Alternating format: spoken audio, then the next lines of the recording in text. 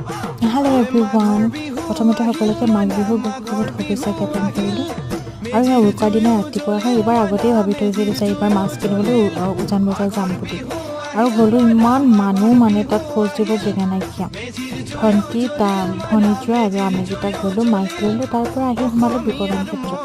যিহেতু মই পিঠা লাড়ু বনোৱা নাই, গতিকে ইয়াৰ পৰা লৈ যাম বুলি ভাবিলোঁ। আৰু ইয়াৰ চুঙা পিঠাৰ কাৰণে বাঁহ কাটি আছে। সুন্দৰ বিহুৰ ভাইব এটা, পূৰা লাইন পাতি মানুহৰ ভিৰ পিঠা লাড়ু কিনিবলৈ।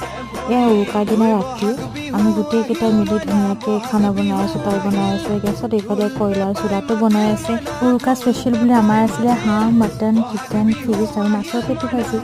আচলতে কিমান ডাঙৰ মাছ, কিমান আইটেম, এইটো ডাঙৰ কথা নহয়। মোৰ গোটেই হৈছে লগে ভাগে সুখেৰে এসাঁজ খোৱাটোহে আনন্দটো মেইন।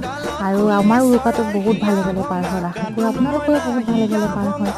আৰু যদি মোৰ ভিডিঅ'টো ভাল পালে প্লিজ চেনেলটো ছাবস্ক্ৰাইব কৰিব। আজিকালি মানে বাই।